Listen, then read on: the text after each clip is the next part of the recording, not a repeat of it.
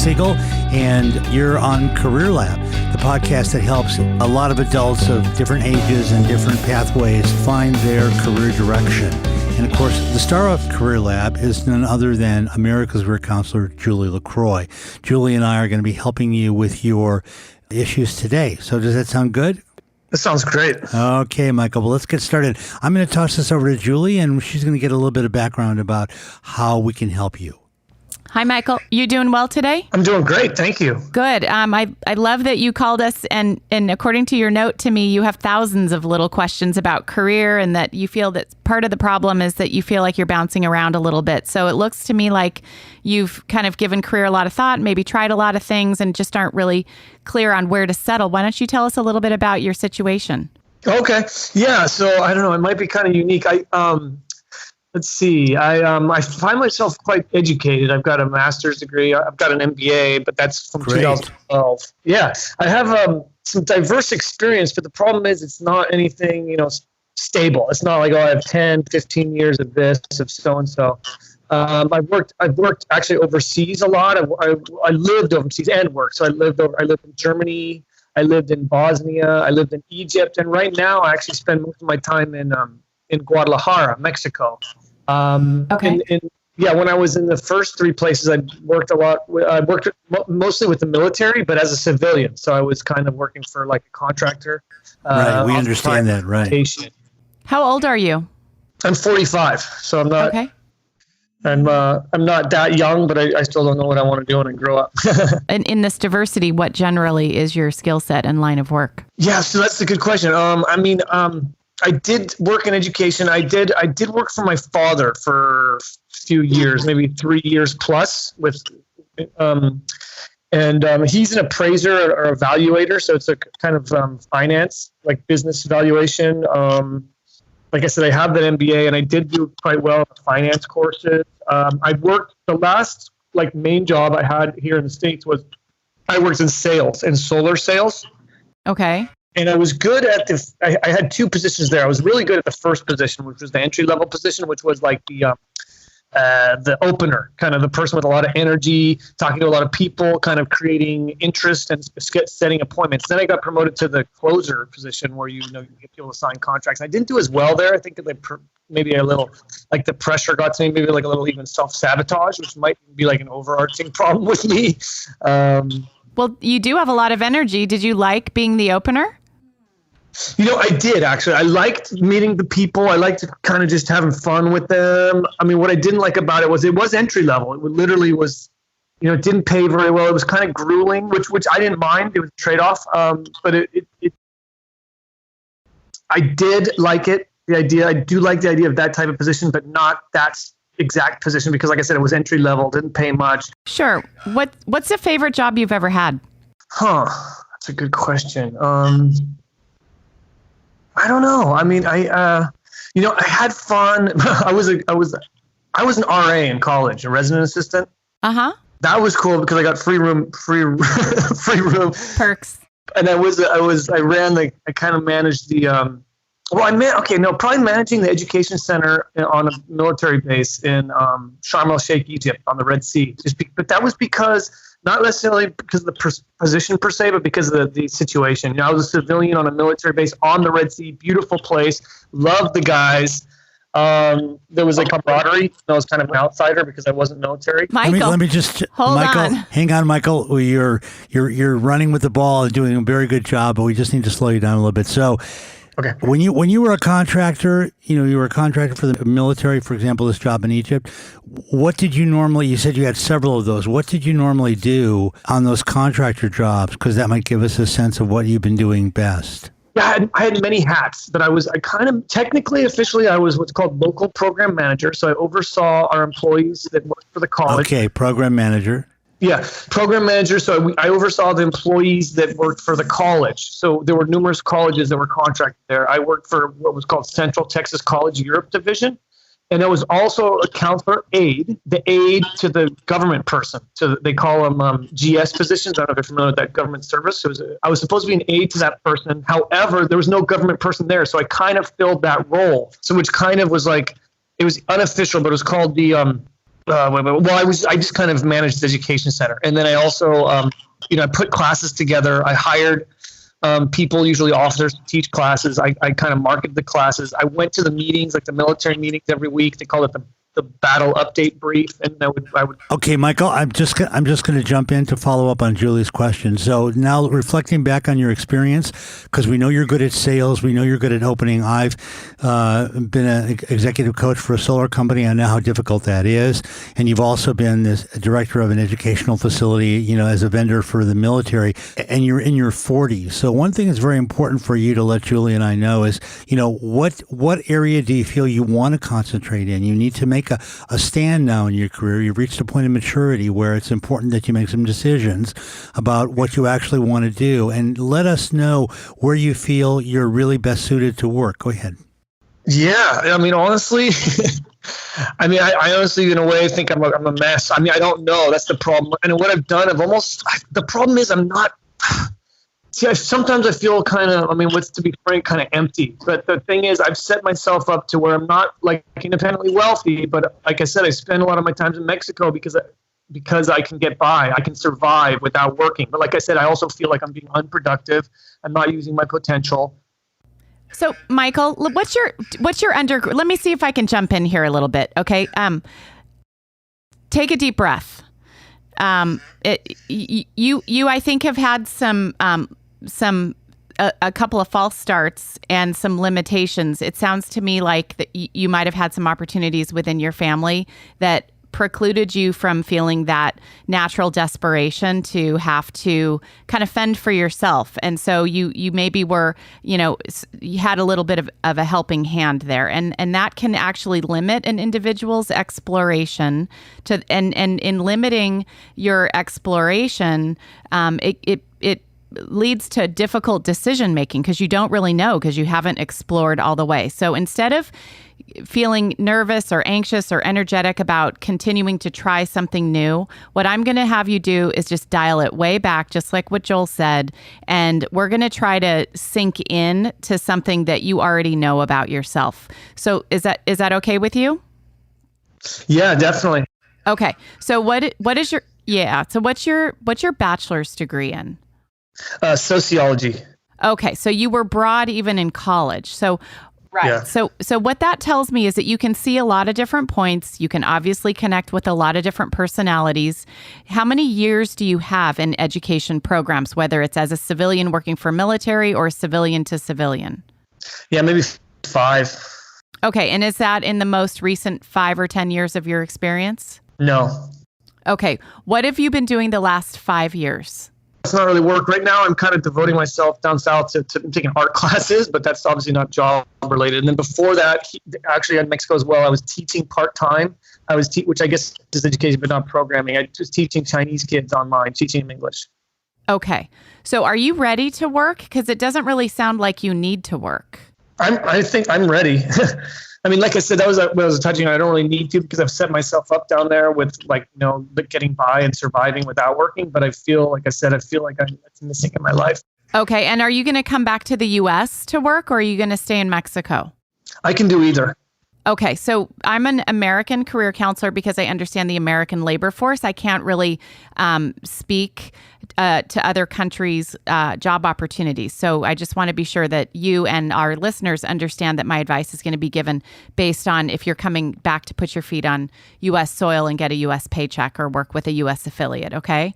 So first of all, you need to get your head on straight and get serious about working. Because if you're always kind of moving forward with only one foot, not both feet, then you're never going to really feel completely engaged. Really think about that. So even though you've had these other kind of luxury opportunities to not work or maybe take some time off or travel the world a little bit or work in your dad's company, all that is actually wonderful and enjoyable, but it really is in kind of the hobby category of life, not the vocational category of life. And if you want to get serious about career, then I would encourage you to do just that and take 2 to 5 years and get both feet in the game and get really serious about your career. So if you're in the mindset of getting serious about your career, then we can really have this conversation about, well, what do I want to be when I grow up and what do I call it? And even though it's in your your history, I would definitely title yourself as an education program manager or an education program associate or a director of community outreach, because that's going to it's going to play to your strengths. It's going to play to your creativity and thinking outside of the box and thinking expansively about the sociology of your community. Who can you reach out to? Who can you open up new conversations with? Another job title you might want to pursue, looking around and learning more about, is director of strategic partnerships. But that outreach management and that outreach communication is really what you're best at, and you have a lot of great stories to tell from your experiences in the world and just being Michael. That I would think that you could probably never meet a stranger. So we're a little bit out of time here, but I just want to kind of wrap up with that so that you at least feel like you have a strategy for getting your head in the game in the right way and then moving forward down an occupational pathway. Again, that would be defined as education program manager, director of outreach. And I could see you doing that for a university. I could see you doing that for a study abroad program. I could see you doing that for a large tutoring center. I could see you doing that for a nonprofit organization or an arts organization. So Joel, I'm going to pass it back to you. Well, that's all really good input. How are you feeling about what Julie just shared with you, Michael? No, I feel really good because I'm I'm pretty I want to say almost shocked that I said I don't think we've had this conversation very long, and you've hit on, both of you have hit on some very insightful points that I was yes, nodding my head, and B, that I also thought that sounds yes, that's good. Okay, so I think what Julie's given you was, a sense of stepping back and recognizing that you need to get a little more serious about your career, which is what she said. And then also she helped you understand where you might be well suited and has given you specific input about that. So I think both of those have been helpful. I wanted to follow up on just one more thing before we kind of wind the conversation down. And it was actually a point that Julie began to hint at. But I think for somebody in your situation, having done all the things you've done, being in your 40s, but kind of still having an aimlessness about you, the question is, what role do you see work playing? Because, it's not our job to define what people do. Right. And it's very important that we don't. Because I know a lot of people who have a very different attitude about work and the role that work plays in their life. And because you have this diversity of experience and you kind of seem worldly in your own way, the question is, what role do you see work playing for you, Michael, if you don't really need, desperately to earn a lot of money and like that? Can you answer that question? Yeah, I guess it does. I guess it goes back to just the feeling that I feel like I need to make myself take advantage of my potential, because another thing that I kind of have a lot of ideas, and I have this idea and that idea, and I'm really, at the end of the day, just jumping around in ideas. I was actually talking to a friend who I really respect, really smart guy, and he said, Mike, don't be that guy. Don't look back in 10, 15 years, 20 years and say, wow, I did nothing. Take some action, do something. Okay, well, we're glad to hear you're thinking about that. We wanted to put all these questions on the table, the ones that Julie has phrased so well for you and the ones that I've just asked you. And, that's what this call is meant to be. It's kind of an introduction to your reevaluating your career destination, your career portfolio, your career choices, and your career potential. And there's obviously a lot going on with you. We're going to have to wrap up right now, but as a service for all our guests who come on the CareerLab podcast, we offer you a follow-up pro bono call with either Julie and myself, where we can dig down a little bit deeper into these issues, and we'd be happy to talk with you about that, okay? Thank you so much, Joel and Good, Julie. Yeah. Wonderful to work with you, Michael. We'll follow up with you, Michael. It's really been a pleasure having you on the show. Yeah, and don't forget, there's strength in your breath. Thank you. You're welcome. Okay, Michael. Enjoy yourself. Take care. Okay, have a good day.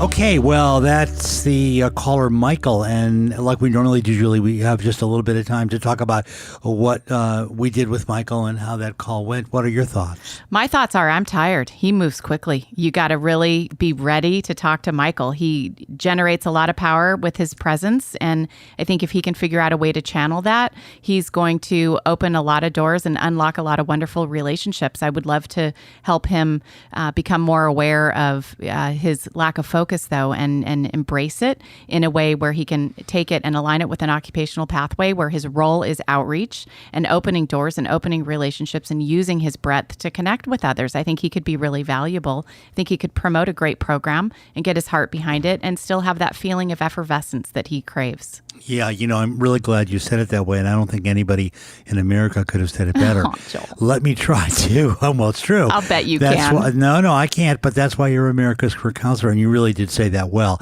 To sort of put a framework around that for our listeners, I think a lot of people like Michael have a lot of energy. They are very good at this lead kind of introductory work, and they're very charismatic, but they're a little bit disorganized. And some of that can come from a psychological condition called ADHD, which I'm sure most of you have heard about, because if you have that as a child, when you get to be an adult, you end up kind of like Michael, with a tremendous amount of energy and a tremendous amount of things to communicate, but a little bit of a lack of organizational focus. And I know we all know people like that. And so it's hard for them. And Julie, I think you did a great job, as good as you could have, of helping Michael to see that he needed to kind of slow down, kind of get focused, make some choices. And I do have to say that I thought you did that remarkably well, although it didn't seem to slow him down, because at the end of the call, he was just the bullet train he was at the beginning. Yeah, I think it did for a moment, but I think you're right. And having hopefully this call will put some serendipity into his life and manifest a relationship or a friendship or a group or a job where there is some structure for him, because I think he'll do better if he has some consistent structure. Somebody who has kind of a energetic, disorganized thinking style, is the beauty of that personality style is in the creativity and the brainstorming and the ideation. The difficulties are, like you said, in the organizational focus. So I think a structured environment or structured social situation or structured relationships will be really helpful for him to help contain him. And that would probably feel very comforting to him. That's a great suggestion about work, that he would be in a job that had higher structure and allowed him to have those boundaries. I completely agree. I think the other thing that's important for our listeners in breaking down this call is that, for people like Michael and for many of the rest of us who have a variety of challenges, it's not a one-shot thing. We had Michael on the show, and we were happy to work with him, but we're going to have to work with Michael.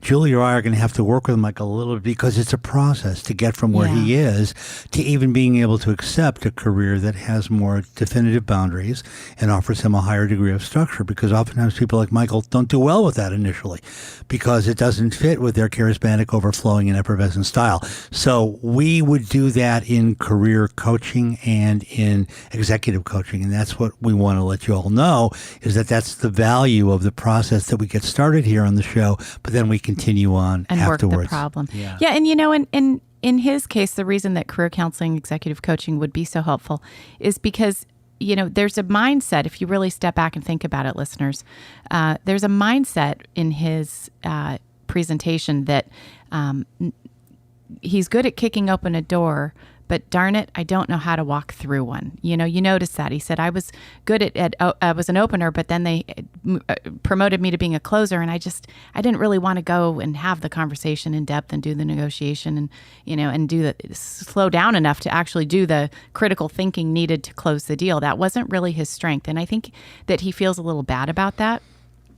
With executive coaching or career counseling, one of the things that he could learn to embrace is that that's okay, that being a door opener is perfectly fine if you align yourself with a team who can walk through those doors and need somebody to open the doors. Not everybody is a door opener. So it's about embracing your skill set, embracing your natural strengths, and then channeling it and giving it boundaries so that it has even more power and more applicability. So for anybody out there who has maybe a little too much energy or feels like a rock skipping across a lake multiple times, not everybody needs to sink to the bottom. It's okay. You just have to figure out how to channel it in a way where your natural go-to activities are needed in that environment. What's troubling about a lot of people who are like Michael is that oftentimes they are the proverbial square peg in a round hole. They don't understand how to take what they have that's unique and powerful and channel it into a way that allows them to be a functional, productive adult with a functional, productive career. And we kind of saw that with Michael. He's done a number of things, but really hasn't found his niche. And I think it's not because he doesn't have talent or energy or intellect or drive or passion. He does. He's just not been able to do that. So following up on that is a good tip for all of you out there. If you have friends or relatives or you yourself are kind of like that, take a step back. Like Julie and I were just saying, try to figure out where you fit. And if you need some more help, we're here for you. Okay, well, it's been a great segment, and we will see y'all soon.